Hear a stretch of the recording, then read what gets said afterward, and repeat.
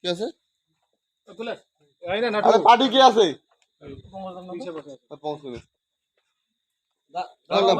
কাকে নিতে হবে? আরে আমি নিবো তুই যা আমি রাখ আমি নিচ্ছি জানাম যাচ্ছি বাকি দিয়েছি খোলা আছিস ফোনটা লাগাইছিস ওই যন্ত্রটা না যন্ত্রটা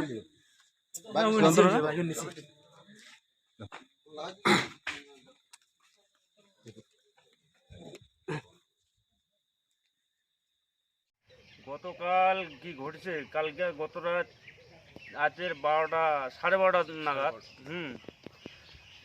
আমার বাড়িতে কালকে একটা খাওয়া দাওয়ার একটা অনুষ্ঠান ছিল আমরা খাওয়া দাওয়ার পরে সবাই মিলে একটু আলোচনা করতেছি এই ইলেকশন আছে কীভাবে ইলেকশন করব না করব তারপর হঠাৎ করে রাত্রিবেলা দেখি 12:30টার দিকে দুটো বাইক আমার বাড়ির পাশে আসে তা আসার পরে দেখি বাইক দুটো দেখি কোন বাইক দুটো পরে বাইক দুটোকে আটক করি আটক করার পরে দেখি অন্য কেউ নেই আমার পাড়ার লোক যেমন আমার গ্রামের পঞ্চায়েত ছিল পঙ্কজ অধিকারী ছিল আমার পাড়ার দীনেশ বর্মন ছিল অতন দাস ছিল তারপর দেখি উমার বাইকে অস্ত্র মানে ধারানো অস্ত্র নিয়ে ঘুরতেছে রাত্রিবেলা। কি অস্ত্র ছিল? কি অস্ত্র? বড় ছুরি ছিল। বড় ছুরি? এইসব নিয়ে কি করছো তারা?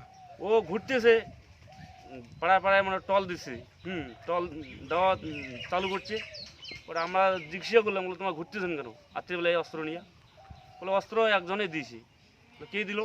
বলে ও এখন বলতেছে বলে অমুক দিল তমুক দিল অন্য জনের নাম বলতেছে। ও অন্যজন তোমাকে অস্ত্র দিল তোমার এই যে রাত্রিবেলা অস্ত্র নিয়ে ঘুরতেছেন কাউ তো তোমাকে দেয় নাকি। এই নিয়ে তারপর কি করলে?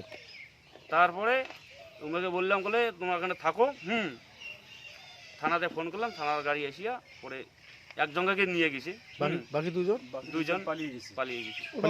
কোনো দলীয় কর্মী সমর্থক? দলীয় কর্মী সমর্থক। কোন দলের কর্মী সমর্থক? টিএমসির।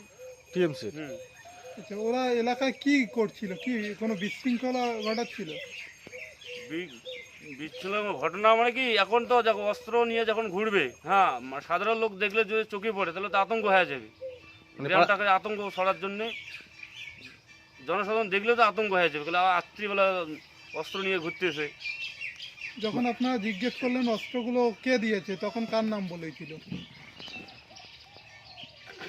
এখন নাম বলছে এগুলো অমুক অমুক বুথ থেকে আনছি এখন যে আনছি গেলে অনুক গেলে এখানে অন্য জায়গার থেকে আমরা অস্ত্রটা নিয়ে যাচ্ছি।